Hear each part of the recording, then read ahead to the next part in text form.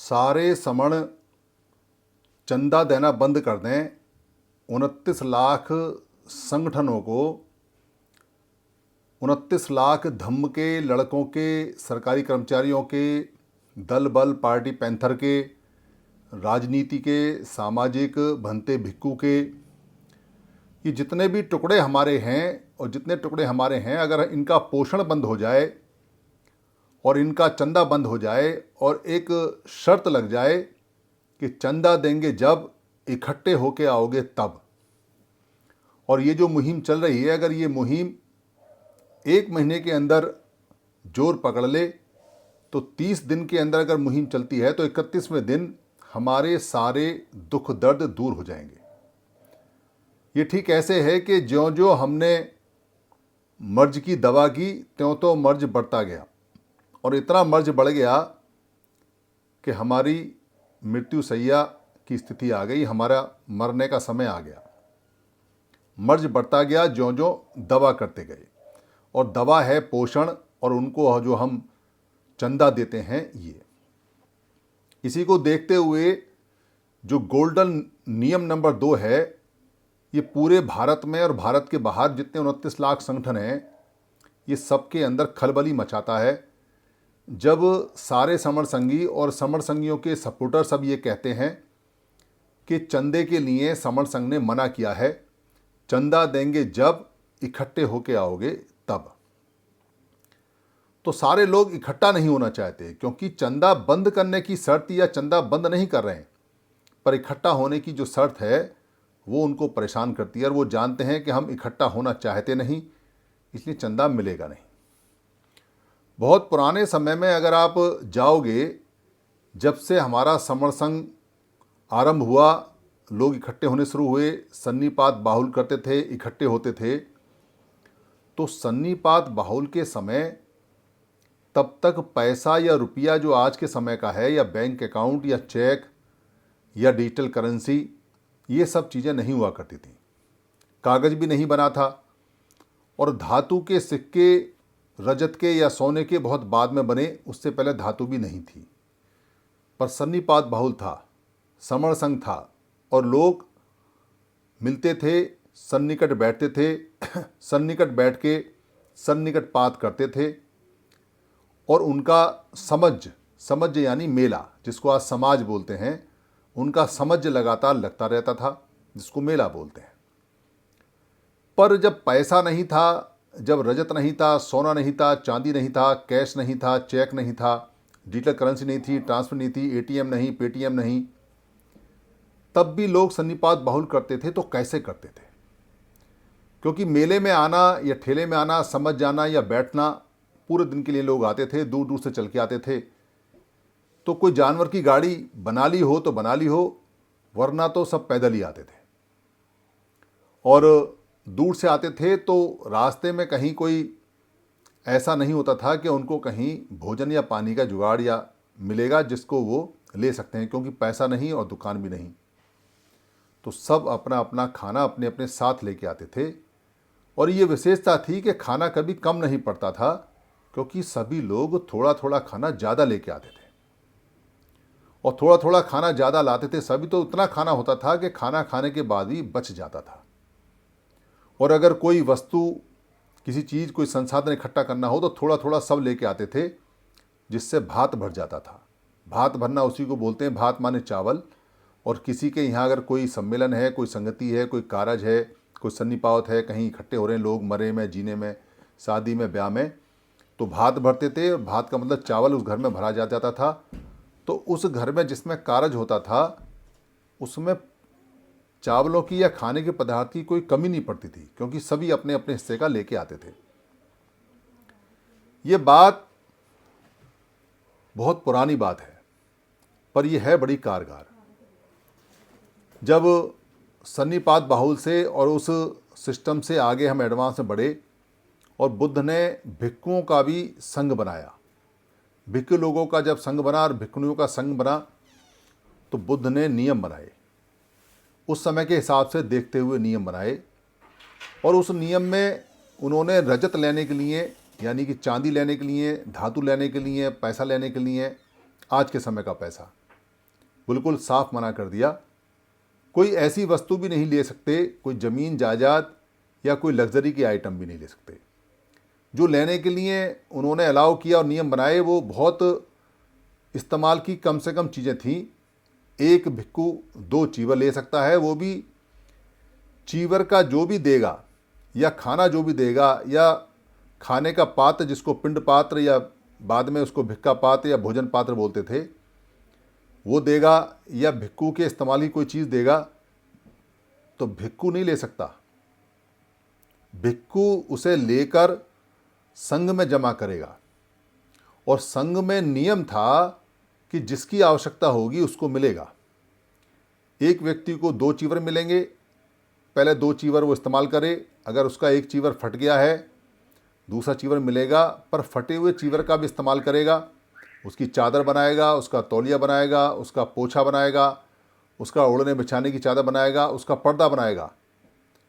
और उसको अगर बिल्कुल ख़त्म हो जाता है पायदान भी तो फिर उसकी दिए की बाती बना के उसको जला के ख़त्म करेगा। यानी पूरा इस्तेमाल चीज़ों का होता था। इसलिए संघ के गोदाम से यानी संघ के भंडारे से संघ के जो मैनेजर थे आनंद, वो उस नियम के तहत में सब लोगों को सामान दिया करते थे और जिसका नंबर आता था उसको। ये घटना बड़ी इम्पोर्टेंट है कि जो बुद्ध की यानी सिद्धार्थ गौतम की जो माता थी, खीरदाई माता, यानी जिन्होंने दूध पिलाया था, जन्म देने वाली माता तो मर गई थी, तो वो जब भिक्षुणी बनी तो अपने हाथ से वो एक चीवर को बहुत बढ़िया तरीके से बुनकर काढ़कर बहुत अच्छी क्वालिटी का चीवर लेके आई। उन्होंने बुद्ध से आग्रह किया, ये चीवर मैं आपके लिए लेके आई हूँ। उन्होंने कहा संघ में जमा कर दो। उन्होंने दोबारा कहा, आनंद ने भी कहा कि क्षीरदाई माता है लेके आई है। उन्होंने आनंद को भी कहा कि इसको जमा कर दो। यानी नियम था कि कोई भी अगर चीज़ वस्तु उपयोग की आएगी तो वो संघ में जमा होगी। इसका मतलब जो भिक्खु थे वो बाहर के जो सामान था उसके ऊपर पलते थे, क्योंकि उनका नियम बनाया गया था कि वो व्यापार नहीं कर सकते, वो खेती नहीं कर सकते, वो कहीं से कोई फल वगैरह या कुछ भी चीज़ नहीं इकट्ठा कर सकते। उनका सिर्फ एक काम था कि लोगों को पढ़ाना और पढ़ाने के बदले में जो लोग खाना देंगे वो खाना लेना और 20% कम खाना, और जो खाना आता था वो भी भिक्खु संघ के नाम से आता था और भिक्खु संघ में जाता था और संघ में वो खाना मैस होता था, मिक्स होता था, फिर बंटता था सबको। ऐसा नहीं कि कोई भिक्खु खाना ले और खुद ही खाने बैठ जाए। और जो खाना बचता था वो वापस जानवरों में या कहीं ना कहीं बांट दिया जाता था और दिया जाता था। तो वहाँ चीज़ें आती थी पर रजत और पैसा नहीं आता था। बाद में जब और हम आगे बढ़े और सिस्टम आगे बढ़ने लगा तो जो साधारण लोग हैं उन लोगों को सामाजिक कुछ चीज़ों की, कंबाइंड चीज़ों की, सामूहिक चीज़ों की, गण परिषद चीज़ों की इस्तेमाल करने की चीज़ों की ज़रूरत पड़ी। और वो जो चीज़ें थीं वो चीज़ें सारी की सारी, जैसे चौपाल, बैठने की जगह, तो चौपाल सामूहिक होती थी। उसमें सभी लोग सारे के सारे कम दान किया करते थे। दान माने होता है देना और कम माने होता है कार्य, यानी उसमें कार्य देते थे, जिसको बाद में श्रम दान के नाम से बोला जाता है। श्रम माने काम नहीं होता, कम दान होता था। वहाँ जितने भी लोग हुआ करते थे वो अपना सारा का सारा काम उसमें देते थे, क्योंकि मटेरियल तो सारा मिल जाता था। और वो चौपाल जो बनती थी वो सामूहिक चौपाल बनती थी, हर किसी को वहाँ पे कम दान देना पड़ता था। उसके बाद जो वहाँ कुआं बनता था तो कुएं के अंदर जो लागत लगती थी, जो मेहनत लगती थी, उसको सारा मोहल्ला, सारा समुदाय, सारी कम्युनिटी देता था। और वो पूरे समुदाय का कुआं होता था, उस पर किसी एक का अधिकार नहीं होता था। हर कोई उसको इस्तेमाल कर सकता है, बल्कि कोई आने जाने वाला भी इस्तेमाल कर सकता है। वैसे ही चौपाल का भी इस्तेमाल कर सकता है। उसके बाद जो शमशान है वो शमशान बनी। शमशान के अंदर कोई भी जो मुर्दा है वो जलता था। वो शमशान जो होती थी वो सामूहिक होती थी और उसमें सभी लोगों को जलाया जा सकता था। उसकी देखभाल और मेंटेनेंस भी सभी की मेहनत से, और अगर उसमें कुछ चाहिए तो सभी के हिसाब से होती थी। ये सामूहिक चीज़ें हुआ करती थी जिसका इस्तेमाल सभी लोग किया करते थे।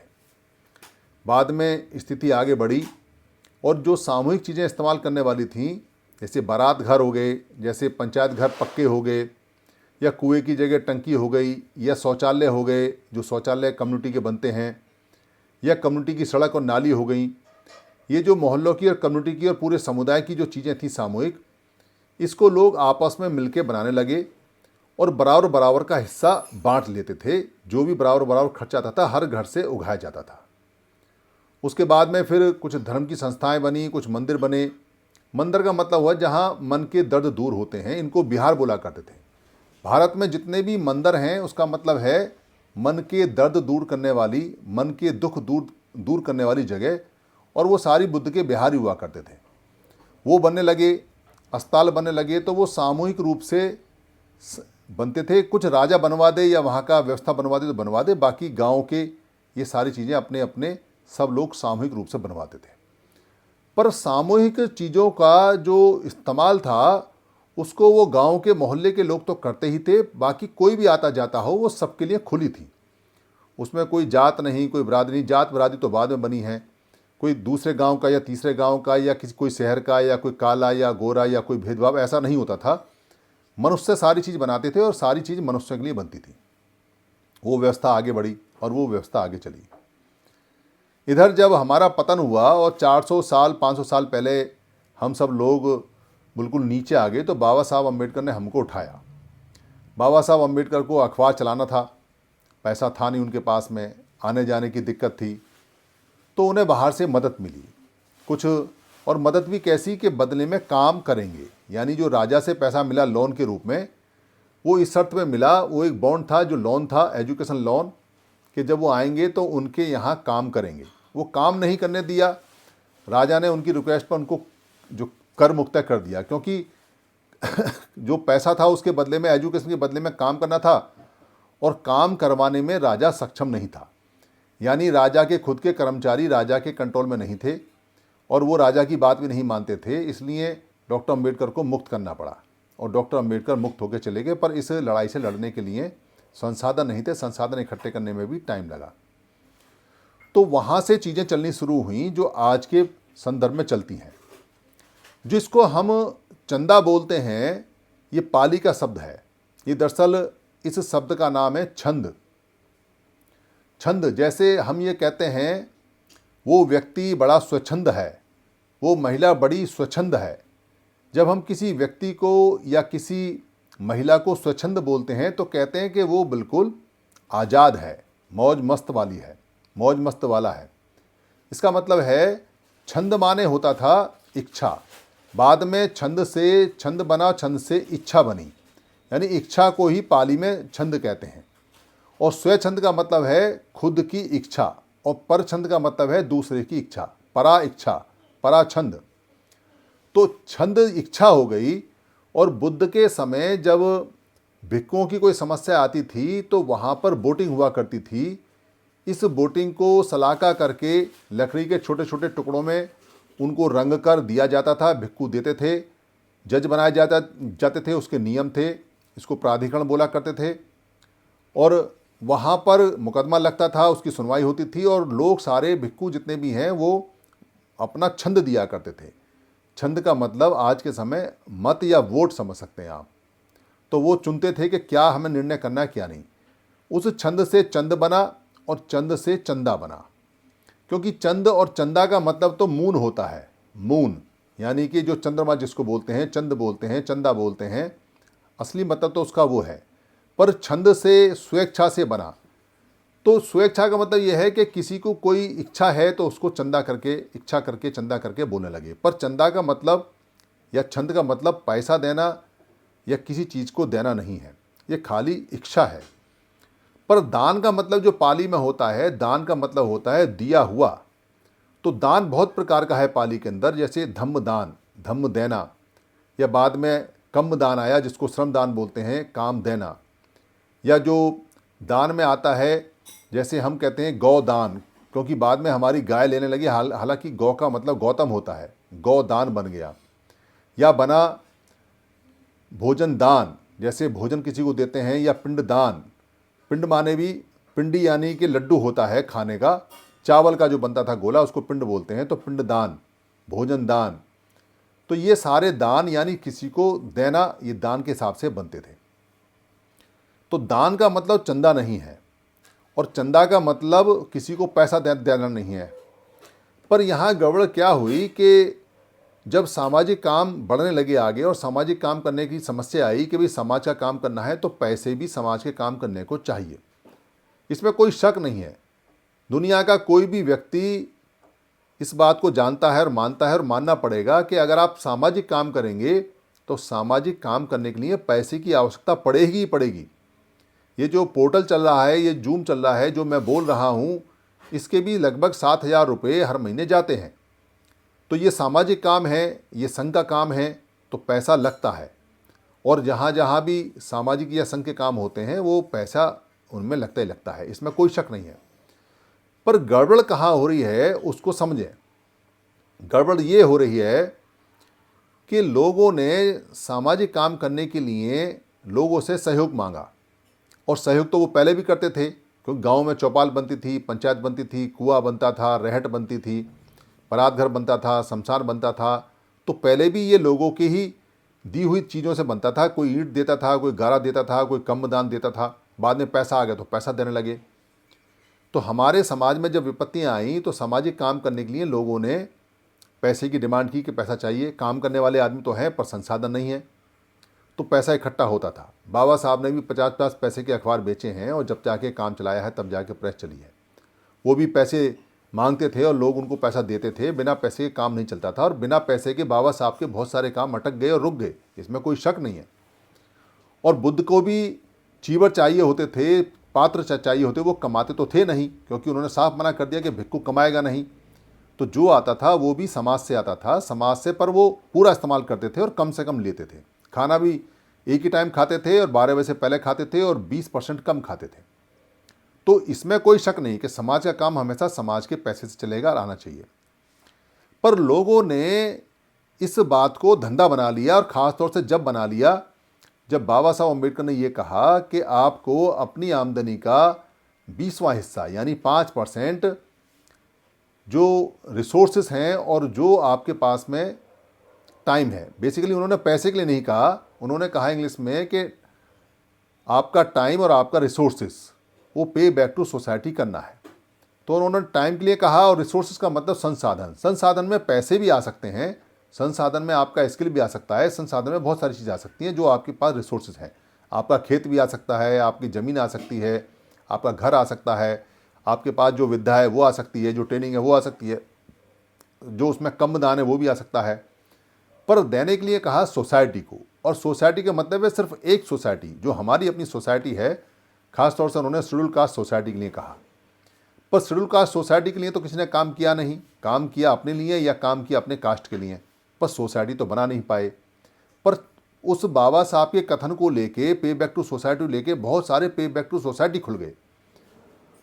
और जब लोगों ने काम करना शुरू किया तो लोगों ने पैसा दिया, लोगों ने संसाधन दिया, लोगों ने काम किया, लोगों ने सपोर्ट किया, लोग खड़े रहे, लोग आए। पर गलती ये हुई कि लोगों ने हिसाब नहीं लिया। लोगों ने यकीन किया कि ये समाज के लिए आए हैं तो ये ईमानदार लोग हैं, और ये ईमानदार लोग हैं तो इनसे हिसाब क्या मांगना, हिसाब मांगेंगे तो इनकी बेइज्जती हो जाएगी। वो हिसाब ना मांगना हमारे लिए जहर हो गया। और क्या हुआ कि जो पैसा आया लोगों का, उसमें लोग अय्याशी करने लगे। उस पैसे का भिक्खु संघ की तरह इस्तेमाल ना करके उन्होंने मनुवाद की तरह इस्तेमाल किया। सुरा, शराब, सुंदरी, गाड़ी, पेट्रोल, आज के समय मोबाइल, कपड़े लत्ते, महंगे होटल, जहाज़ों में आना जाना, दिखावा, बड़ी बड़ी सभाएं, बड़े बड़े लाउडस्पीकर, बड़े बड़े टेंट, बड़े बड़े सोफ़े, बड़ी बड़ी जो सेलिब्रिटी हैं उनका आना जाना जहाज़ से, उनको बुलाना, बड़े बड़े चेहरों को दिखाना, इसमें पैसा फूकने लगा और लोग अपने चेहरे और नाम के लिए आगे बढ़ने लगे। और सबकी एक मंजिल हुई कि बस एमएलए, एमपी या राज्यसभा का या एमएलसी बन जाए कहीं, या कम से कम किसी बोर्ड के मेंबर या प्रधान बन जाए। ये उनका लक्ष्य होता चला गया। उससे क्या हुआ कि संगठन में काम करने वाला व्यक्ति जब व्यभिचारी हो गया और उसने हिसाब नहीं दिया तो वो संगठन टूट गया। पर टूटने के बाद जो संगठन टूटा उसने उस दूसरे संगठन की बुराई नहीं की, बल्कि एक समझौता हो गया दोनों में, तू भी कमा और हम भी कमाएं, तू भी मत बता क्या हुआ और हम भी ना बताएं क्या हुआ। फिर दोनों चंदा लेने लगे, फिर दोनों अय्याश हो गए और फिर दोनों ही लग्जरी में आ गए, फिर दोनों ने ही समाज को लूटना शुरू किया। ये एक व्यापार हो गया। ये इतना तगड़ा व्यापार हुआ कि यूट्यूबर है, यूट्यूब चला रहा है तो वो भी चंदा मांग रहा है, 100 यूट्यूबर हैं तो वो भी चंदा मांग रहे हैं। हर एक व्यक्ति अपना IFSC कोड और अपना अकाउंट नंबर भेज रहा है। कोई बंदा फिल्म बना रहा है तो वो फिल्म के टिकट एडवांस में दे रहा है कि भाई मेरी फिल्म बना रहा हूँ मैं समाज के ऊपर, आप मेरा पास ले लो और मेरा पैसा ले लो, और वो पैसा ले रहा है। कोई व्यक्ति किताब अगर लिख रहा है, किताब छाप रहा है, तो वो कह रहा है कि मैं किताब छपाना चाहता हूँ, मेरे को पैसा दे दो, मेरी किताब 4 लाख में छपेगी, मेरी 5 लाख में छपेगी, और वो डोनेशन ले रहा है। जिन्होंने किताब का बेचने का व्यापार किया वो डोनेशन भी ले रहे हैं किताब के नाम पर, किताब को 10 गुने दामों पे बेच भी रहे हैं, और 9 घर बना रहे हैं, अपने 9 घर बना रखे हैं दिल्ली में लोगों ने। उसके बाद में ये व्यापार शुरू हुआ कि जो संगतियां लगती थीं, जो सम्मेलन होते थे, जो मीटिंग लगती थी, उसमें रुपया आ रहा है 25 लाख, खर्च हो रहा है 7 लाख, और बाकी सारा पैसा जेब में जा रहा है 18-18 लाख रुपए। उसका कहीं हिसाब नहीं, किताब नहीं। सरकारी कर्मचारियों के अंदर इस चंदे की वजह से 4-4 बनने लगे। वो आपस में लड़ते थे पर लोगों को नहीं बताते थे।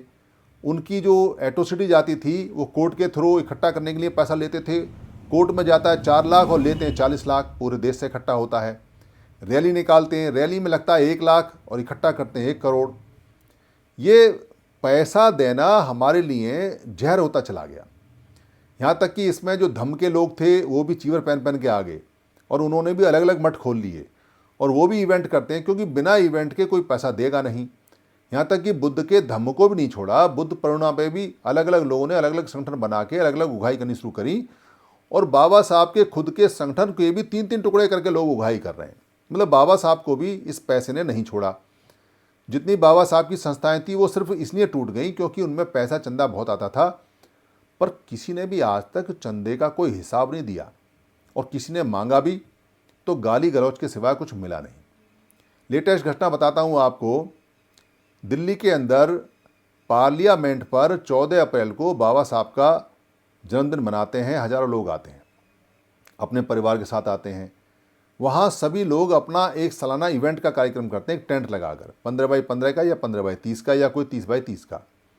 वो टेंट लगाने के लिए, क्योंकि रोड वो छोटी पड़ जाती है, अब ज़्यादा लोग आते हैं, संगठन बहुत ज़्यादा हो गए, तो हर एक व्यक्ति वहाँ टेंट लगाने के नाम से अपने अपने डिपार्टमेंटों से पैसे लेता है। उनका डिपार्टमेंट उनको पैसा देता है बाबा साहब की जयंती मनाने के लिए, वो सरकारी पैसा आता है।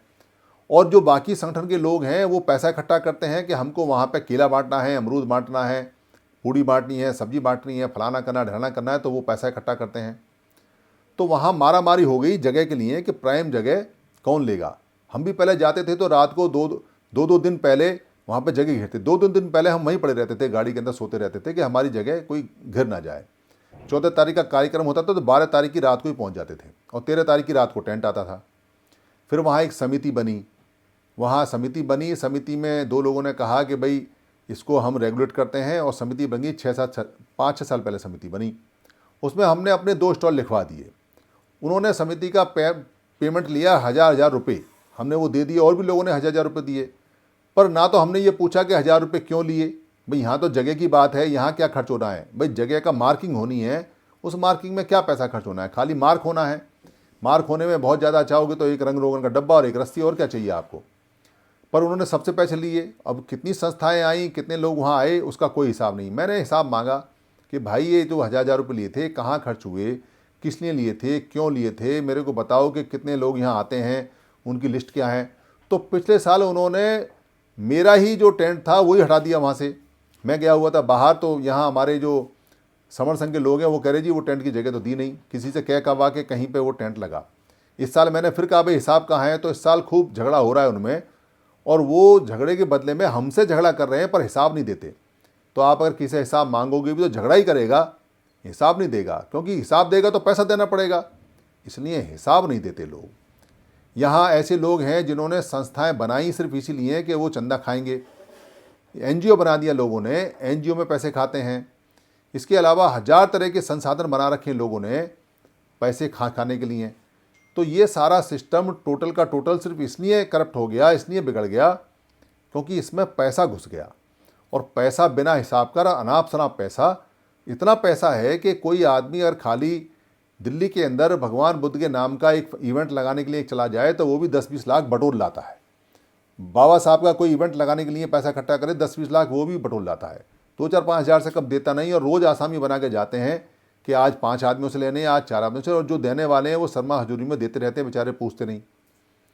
तो उससे क्या हुआ कि ये जो संगठन जितने भी हैं, इन संगठनों ने इकट्ठा होने के लिए मना कर दिया कि हम इकट्ठा नहीं होंगे, और ब्लेम ये लगाया कि बिना पैसे के क्या काम होगा, बिना पैसे के क्या काम हो सकता है। ये जो समर संघ कहता है बार बार कि चंदा नहीं लेना, चंदा लेंगे जब, चंदा देंगे जब जब इकट्ठे होके आओगे तब, तो ये ऐसा कौन सा काम है। कुछ लोगों ने तो ये भी ब्लेम लगाया कि ये दुश्मन के लोग हैं, दुश्मन के आदमी हैं, ये सब कुछ ख़त्म करना चाहते हैं, सब कुछ करना चाहते हैं।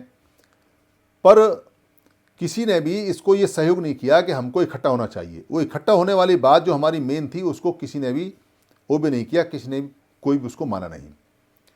तो चंदे की जो समस्या थी वो समस्या हमारे लिए जहर बन गई, और वो हमारे मिशन मूवमेंट के लिए पूरी तरह से एक ख़त्म करने वाली, तहस नहस करने वाली बन गई, जो हमारे मिशन मूवमेंट को ख़त्म कर रही है। कोई कहता नहीं कि मैं चंदा खाता हूँ, पर कोई हिसाब भी नहीं देता। दरअसल चंदा सारे ही खाते हैं, और चंदा खाने के ऐसे ऐसे तरीके बना रखे हैं लोगों ने कि कोई कहता है कि मैं फ़लाना बिल्डिंग बनाऊंगा, मैं फ़लाना हॉस्टल बनाऊंगा, मैं फ़लाना बिहार बनाऊंगा, मैं फ़लाना भवन बनाऊंगा।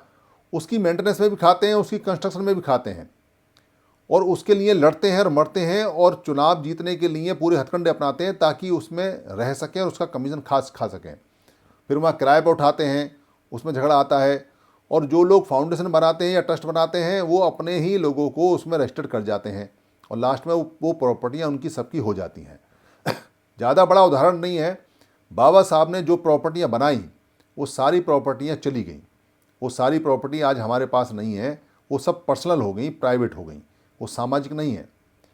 और बाबा साहब से पहले आप जाके देखोगे जो सम्राट अशोक ने सामाजिक प्रॉपर्टियाँ सारी बनाई थी वो भी हम रखवाली नहीं कर पाए उनकी, और ना ही उनको देख पाए। और जो हमारे मंदिर थे वो मंदिर भी चले गए, वो हम उनको सिक्योर नहीं कर पाए, वो चीज़ों को हम सेफ नहीं कर पाए। तो जितनी भी प्रॉपर्टियां हैं और जितनी भी चीज़ें हैं ये झगड़े का अड्डा है, और इनसे मिशन मूवमेंट खराब होता है, ख़त्म होता है। इनकी आवश्यकता है, ऐसा नहीं है कि इनकी आवश्यकता नहीं है। बैठने के लिए, उठने के लिए आपको बिहार भी चाहिए, जगह भी चाहिए, बारात घर भी चाहिए, आपको स्टेडियम भी चाहिए, आपको बड़े हॉल भी चाहिए, आपको ऑडिटोरियम भी चाहिए, आपको पार्क भी चाहिए, हर चीज़ चाहिए। और उसका अरेंजमेंट होने का तरीका है, और उसका अरेंजमेंट होने का तरीका वही है जो हमारे गांवों में चलता था, जो पहले समर संघ में चलता था, और जो पहले समर लोग सारे करते थे कि चीज़ें जो बनाएंगे वो सारी की सारी चीज़ें व्यक्ति की नहीं होंगी, किसी भी हालत में व्यक्ति की नहीं होंगी। वो सारी की सारी चीज़ें जितनी भी होंगी वो संघ की होंगी, और संघ की होंगी तो उनका मालिक आजीवन संघ ही रहेगा, उनका कोई व्यक्ति नहीं बन सकता, और इसका कोई रजिस्ट्रेशन नहीं हो सकता। इसलिए वो सारी चीज़ें संघ की होंगी। पर संघ की चीज़ें सामूहिक होती हैं, वो सेंट्रलाइज होती हैं। उस सेंट्रलाइज सिस्टम को कोई अडॉप्ट नहीं करना चाहता। सेंट्रलाइज सिस्टम मतलब केंद्रीयकृत सिस्टम। हम जो यहाँ बार बार कहते हैं कि पैसा देंगे जब, इकट्ठा होके आओ तब, हम ये कहते हैं कि आप सारे इकट्ठे होके आओ और एक सेंट्रलाइज सिस्टम बनाओ। सारे बुद्ध विहारों को जोड़ो, सारे अंबेडकर भवन को जोड़ो, सारे कबीर भवन को जोड़ो, सारे रविदास भवन को जोड़ो, जितने वाल्मीकि भवन है उनको जोड़ो, जितने संत गाडगे के उनको जोड़ो, जितने गुरु चांद ठाकुर के हैं उनको जोड़ो, जितने नामदेव के हैं उनको जोड़ो, जितने छत्रपति शिवाजी के हैं उनको जोड़ो, जितने फूले साहब के हैं उनको जोड़ो, जितने महापुरुषों के नाम से बने हुए, जितने अंबेडकर भवन, जितने पंचायत भवन और जो भी सामाजिक चीज़ें हैं वो सारे सेंट्रलाइज होने चाहिए, और उनका एक सिस्टम होना चाहिए कि कहाँ किसको बनना है, कैसे बनना है। उसका पैसा पूरे भारत का और भारत के बाहर का एक जगह जाना चाहिए, उसका ऑडिट होना चाहिए, उसकी बॉडी होनी चाहिए, वो सब पब्लिक के नियंत्रण में रहना चाहिए। व्यक्ति बदलते रहने चाहिए जो उस पर काम करने वाले, और एक व्यक्ति ना हो के बहुत सारे व्यक्ति होने चाहिए उसके ऊपर अलग अलग तरीके से, जैसे बाकी लोग करते हैं। बाकी जितने भी लोग हैं उन्होंने संघ से सीखा। संघ का सेंट्रलाइज सिस्टम सबसे पहले आनंद ने गढ़ा और बनाया, और बुद्ध ने बताया कैसे चलता है।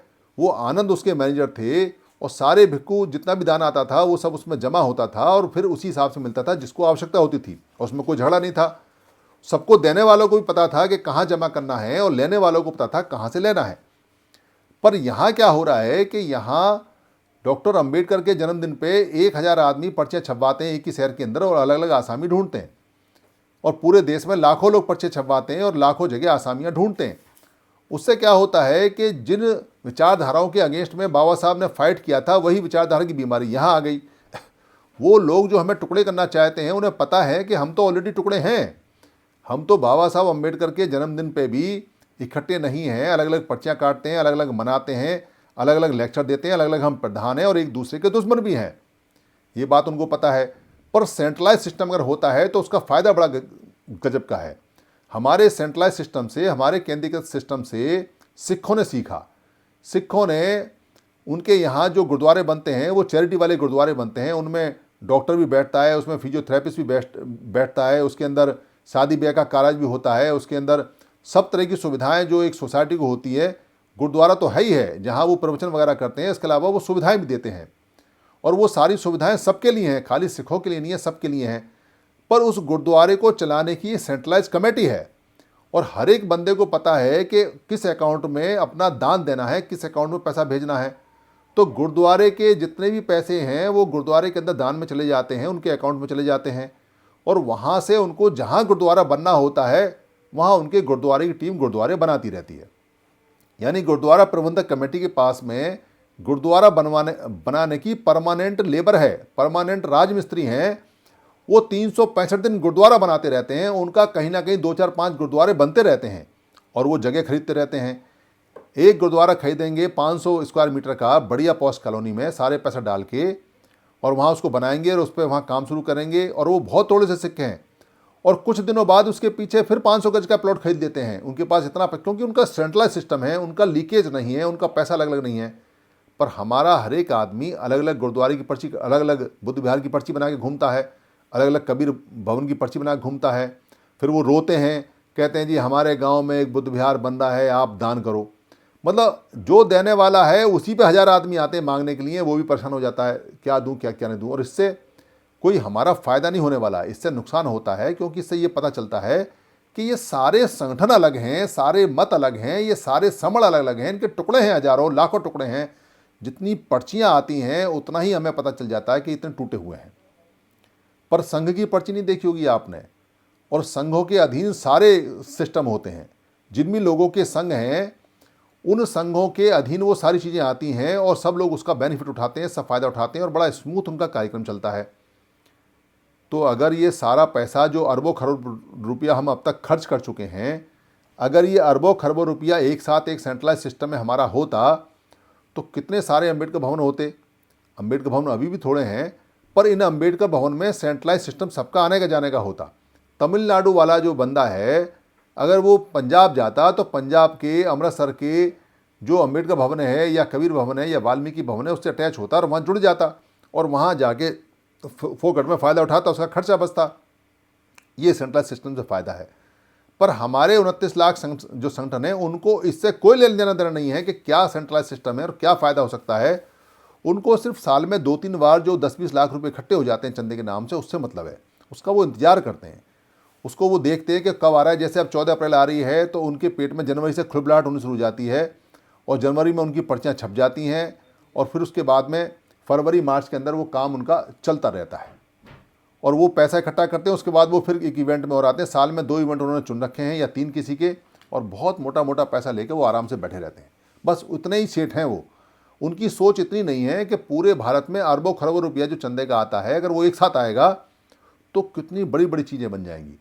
ये पैसा इकट्ठा नहीं होता, इसलिए बाबा साहब अम्बेडकर की जो जगह कनॉट प्लेस के पास है, जो पार्लियामेंट के पास है दिल्ली के अंदर, जो बाबा साहब ने सेंट्रल बनाने के लिए सोचा था, उस पर आज तक बाबा साहब का चैत्य भी नहीं बन पाया है। उस पर आज तक बाबा साहब का कोई बुद्ध विहार नहीं बन पाया है। वो सब बेकार सी बिल्डिंग है और उसमें आप जाके लेटरिन बाथरूम नहीं कर सकते, इतनी गंदे रहते हैं वहाँ पर, कमरे में बदबू आती है वहाँ पे सो नहीं पाते।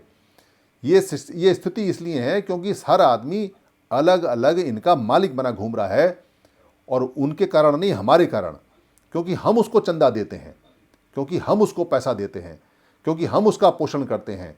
इसलिए हमारी जो क्रांति खत्म हो रही है और हमारा जो बदलाव खत्म हो रहा है और हमें जो अच्छी चीज़ें नहीं मिल रही हैं और हम जो मारे मारे घूम रहे हैं पूरी मेहनत करने के बावजूद, उसके दोषी हम हैं। चंदा लेने वाले दोषी नहीं हैं। चंदा लेने वाला क्यों मने करेगा? उसके तो मज़ा आता है, उसे तो पैसा मिलता है, उसका तो घर चलता है, वो कम मने, वो तो पूरी पुरजोर कोशिश लगाएगा और वो पूरी कोशिश करेगा कि चंदा हमें मिलता रहे। ये चंदा ना लेने का जो वाक्य है, ये वाक्य सबसे इम्पोर्टेंट है सारे 10 के 10 के नियम में।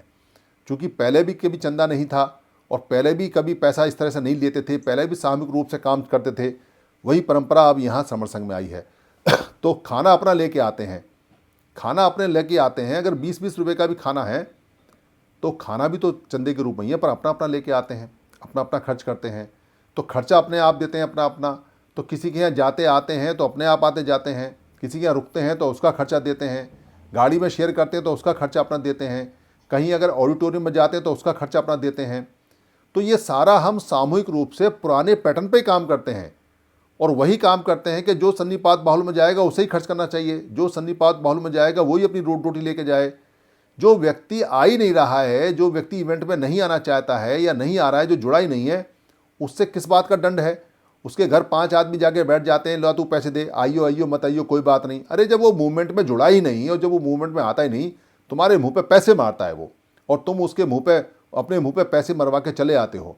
जो आदमी मिशन मूवमेंट से जुड़ा नहीं, जो आदमी तुम्हारे काम का नहीं है, सिर्फ तुम इसलिए पैसे लेते हो और धमका के लेते हो कि बाबा साहब ने कहा है पैसे दो, वो तुम्हारी बेइज्जती करता है पैसे देके और तुम बेइज्जती करवा के चले आते हो। पर पैसा लेने वाले को इज्जत बेइज्जती से क्या मतलब है? पर संघ के लोगों को इज्जत बेइज्जती से मतलब है। क्यों मतलब है इज्जत बेइज्जती से? क्योंकि संघ स्वाभिमान से चलता है। संघ के अंदर इज्जत सबसे पहली चीज है। अगर संघ की इज्जत नहीं होगी, संघी की इज्जत नहीं होगी, तो स्वाभिमान की लड़ाई को लड़ेगा कैसे? इसलिए अपनी रोटी खाता है और आंख मिलाता है। क्योंकि कहावत है पुरानी कि मुंह खाए और आंख लजाए, यानी कि आपका मुंह खाएगा तो आपकी आंख झुकेगी झुकेगी। अगर आप किसी का फ्री के यहाँ खाओगे तो आपकी आंख नीचे होगी होगी। आपने देखा होगा जब किसी बारात में दावत में आदमी जाता है तो जब रोटी खाता है तो कैसी मीठी मीठी बातें करता है खिलाने वाले की, चाहे भले ही वहाँ से निकलने के बाद 4 गालियाँ बकता हो, पर जब तक मुंह चलता रहेगा खाता रहेगा उसकी आंख नीचे रहेगी। तो समर संघी की आंख कभी नीचे नहीं होनी चाहिए। इसलिए अगर आप सक्षम हैं, आप एबल हैं, आप हैंडीकैप्ड नहीं हैं, आप संत नहीं हैं, आप साधु नहीं हैं, आप भिक्खू नहीं हैं, आप भिक्षुणी नहीं हैं, आप अपंग नहीं हैं, आप लाचार नहीं हैं, आपको घर से बाहर नहीं निकाल दिया है, आप कमाने लायक नहीं हैं, तो आपको कभी भी लाइन में लगकर खाना नहीं खाना चाहिए, कभी भी दूसरे का खाना नहीं खाना चाहिए।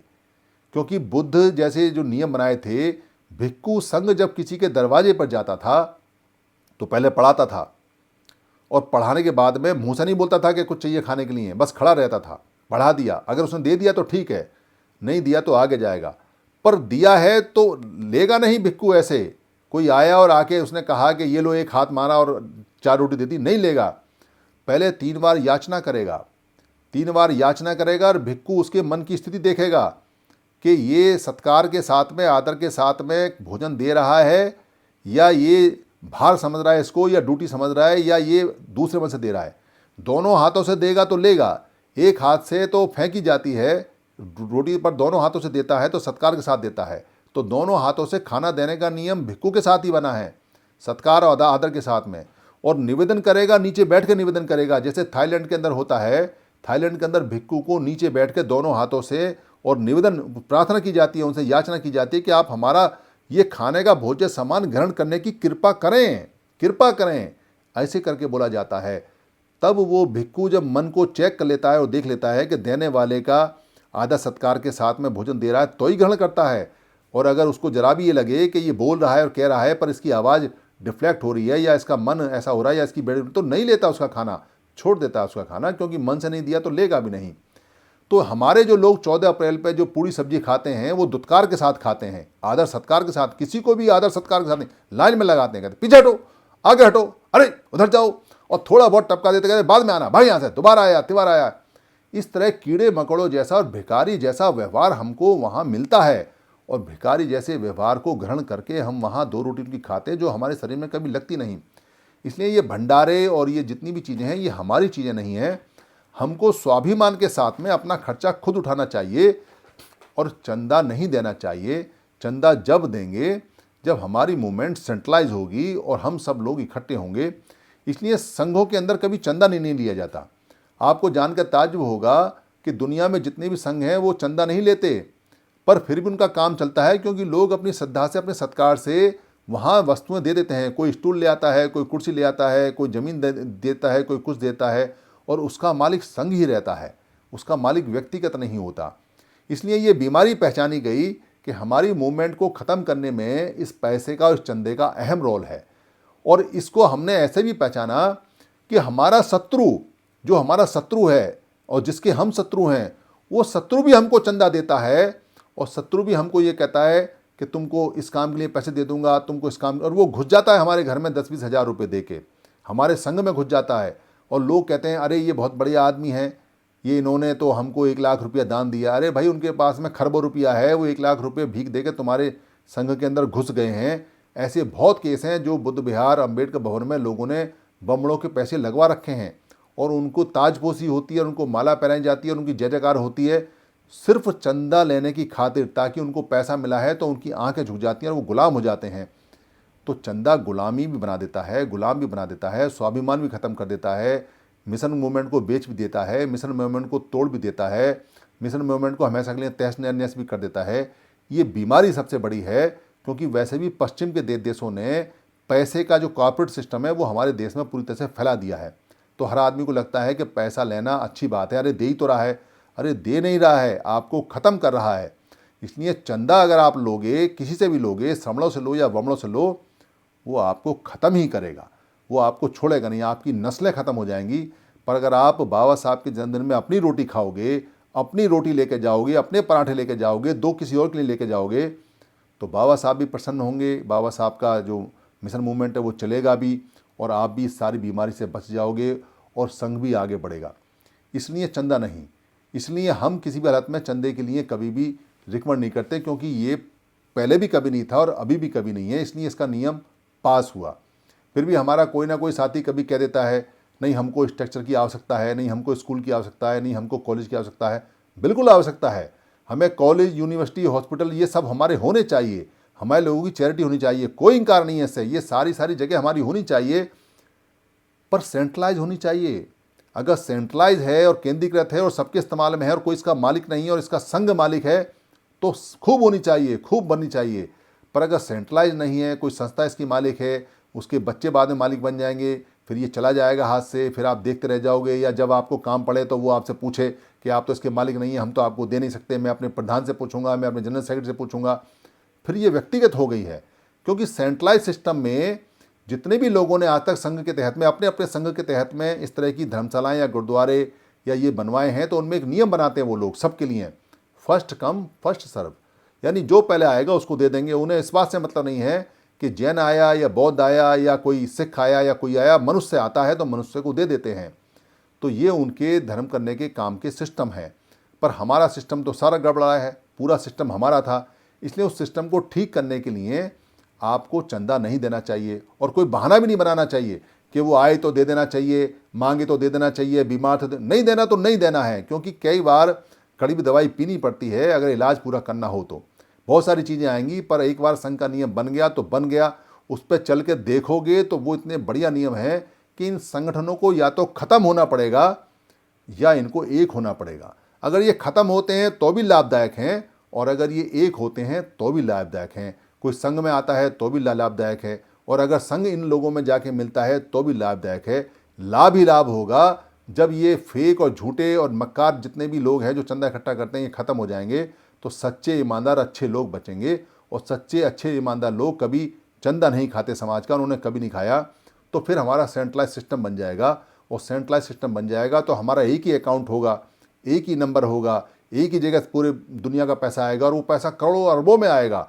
क्योंकि इतना पैसा हमारे लोग खर्च करते हैं, इतना पैसा मिशन मूवमेंट में खर्च करते हैं कि अगर वो सारा पैसा आज इकट्ठा कर लें हम, तो आधे भारत को खरीद सकते थे, पर वो पैसा सारा बर्बाद चला गया हमारा। इसलिए हमारी मिशन मूवमेंट भी बर्बाद चली गई, और अब हमारे पास कोई ज़्यादा रास्ता है नहीं, कोई ज़्यादा समय है नहीं। इसलिए चंदा देंगे जब इकट्ठे होके आओगे तब, इससे पहले ना चंदा देंगे और ना चंदे का धंधा करने देंगे, ना लेंगे ना देंगे। संघं नमामि संघं नमामि संघं नमामि। मेरे इस वक्तव्य से अगर किसी को कोई ठेस पहुंची हो तो संघ मुझे माफ़ करे, संघ मुझे माफ़ करे, संघ मुझे माफ़ करे। धन्यवाद। जय भीम, नमो बुद्धाय।